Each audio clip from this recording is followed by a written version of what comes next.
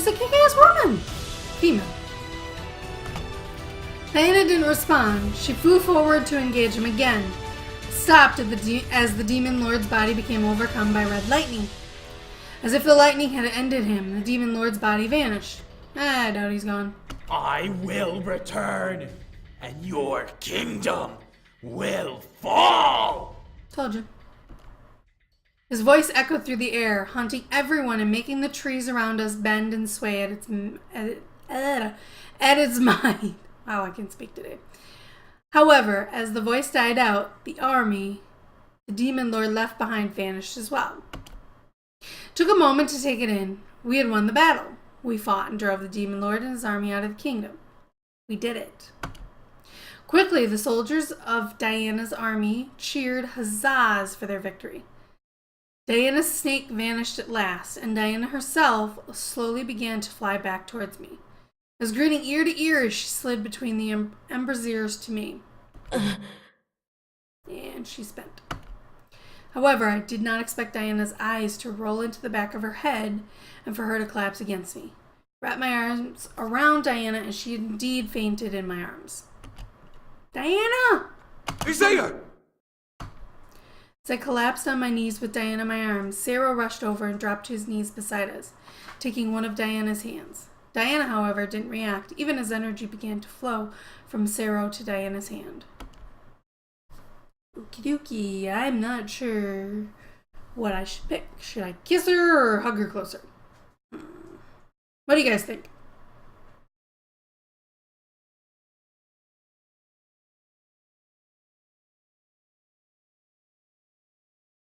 From this angle, you can't see her boobs. Her weird standing position, anyway.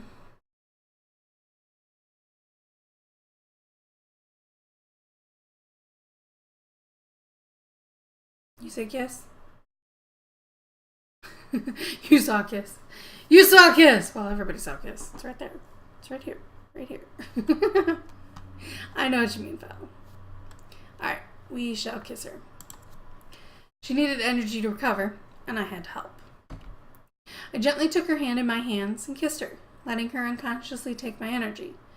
I feel warmth slowly coming back to Diana's skin as we kissed, making me slightly smile. Diana's free hand gently slid up between our bodies and cupped itself over the side of my neck. Diana was awake now. She was enjoying the kiss we were sharing and wasn't going to let go just yet. I could feel my nerves dance as energy slipped from me into Diana's lips. Before long, Diana disconnected that flow, pulling away slightly to look up at me. Diana slowly lifted herself up onto her feet. Instinctively, Sarah and I both grabbed onto Diana's arms, helping her up. She looked to both of us with a kind smile. Thank you. I couldn't tell which of us she was thanking, but I accepted it with a smile of my own. You did it, Diana. You drove him back. Diana chuckled a bit before standing up straight. Her wings that had been folded against her back splayed out behind her near us, causing Sarah and I to step back. As Diana began to speak, her voice became booming through the air. The cheers around us became silent. Friends, we have won this battle, but they will not be gone for long. This is the beginning of a war to end tyranny, to end chaos. I could tell that every demon in the area had their ears and hearts open to Diana. I felt myself become full of courage just from listening to her speak.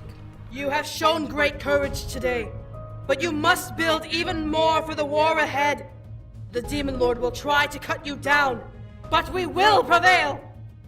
As I am the last living heir to this grand kingdom, I swear unto you all that I will fight until the very end and free this world of the evil that is the Demon Lord. With this, I urge you to stand with me and fight by my side, not as my subjects, but as my brothers and sisters. I ask now, who will stand with me? The sound that came after was loud and eardrum piercing. Everything in this game has been eardrum piercing so far. When people yell. The sound of 1,000 cheers beat through the air and showed the allegiance of every demon in the area, and then some. I could only stare in awe as Diana took in everyone's cheers and took in a heavy breath. It was then that I knew that I had become part of something grand at the side of a woman who would change history. Excuse me. The following days were full of chaos. The Demon Lord tried to come back and reclaim his pride, but Diana somehow managed to press back with ease, giving him more wounds than inflicted before. It was like the castle became an impregnable fortress. Soon word spread around to the neighboring kingdoms of the Demon Lord's defeat and continued failed attempts to attack. Many leaders sent messages of allegiance, which Diana humbly accepted, and soon enough we drove the Demon Lord's army far back away from us. After every battle, she would wind up in my arms, much to the slightly obvious disapproval of Sarah. Whenever a demon questioned my presence, Diana would simply wave them off with a small token of praise towards me. She is my most honored guest, and she is here to help us win this war. Still, the thought of what we officially were began to make me concerned. Did Diana see me more than an energy source and ally? We'd kissed before we returned, but since then, I couldn't have been more unsure. I began to question myself. Why was I here? I could only shake my head in response. I shouldn't doubt anything. We were in the midst of war, and with Diana at the front, she had many responsibilities, many that I could never even hope to think on. The pinnacle moment of our relationship, however, came when a brute demon stormed into the castle, all on his own. He was unarmed and carrying a single item, which made many demons step away from him in fright. Diana, Saro, and I were in the war room with 3 other beings whom I had named Faye, Rabbit, and Shadow for simplicity. When the doors to the room swung open, everyone was forced to turn their heads from the map we were previously poring over. Whoa! What is... All protests became silent as the being who entered chucked the object in his hand onto the table. As it settled to a stop in the middle of the map, all of the demons in the room stared in absolute shock. Lying on the table was a red, broken horn.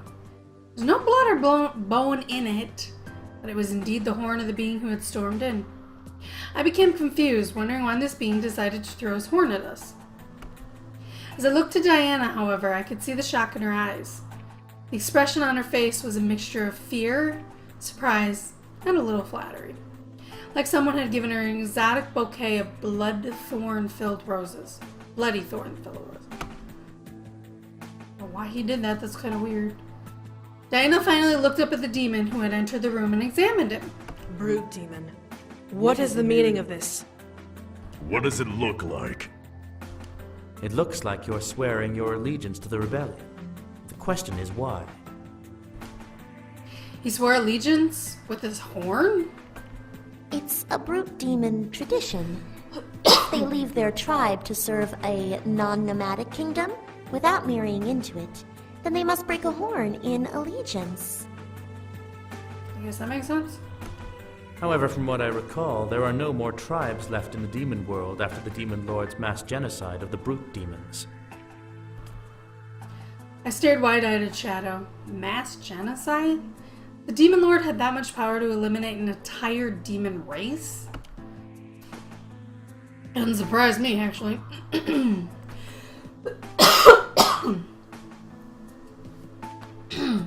don't know how much longer I can do this, guys. My voice is failing me. Well, we'll try and take it as long as I can. I looked to the brute demon, seeing him glare hard at Shadow at his remark. Well, he didn't kill everyone. Obviously. So there are more of you? Hey, Halberstam, how you doing? Flash of grief flashed in the brute's eyes before he looked down at the table. No, I'm the only one left, and I refuse to let that bastard get away with this. I felt incredibly terrible for the grief he had to bear. It must have been horrible to be the last of his kind.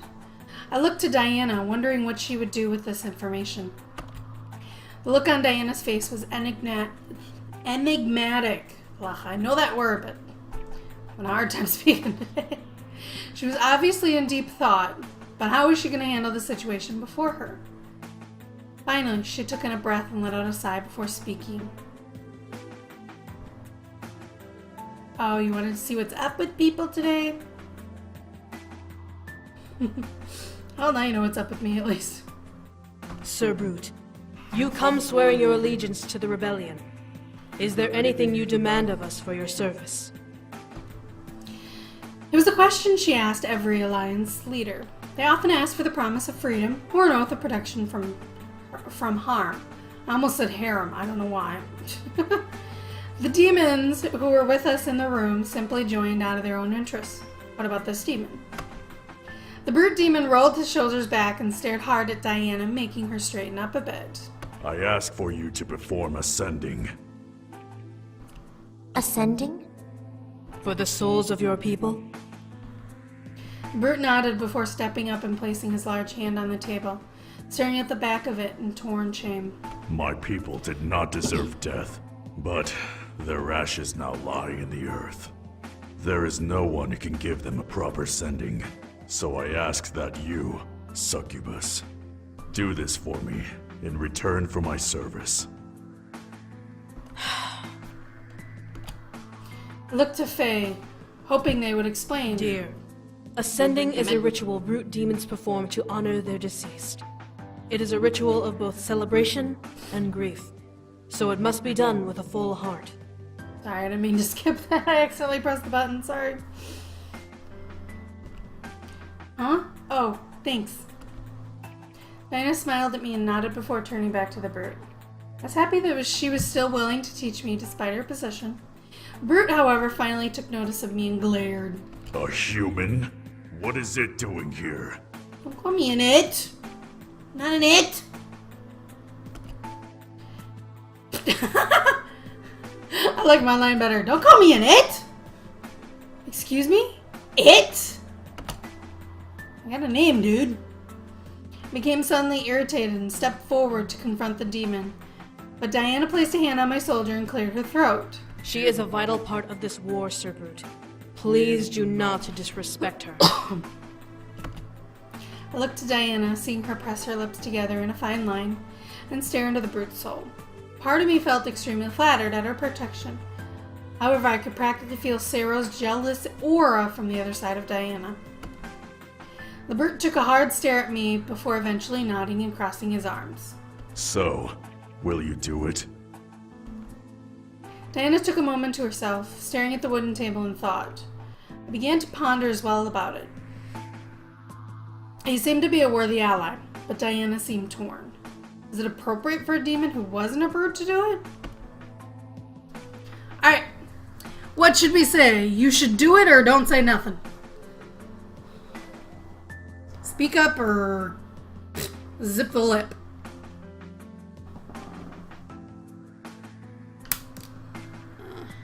Still driving me nuts. Nope, still not working.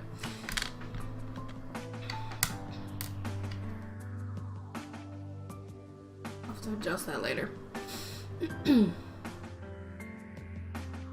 Don't say nothing.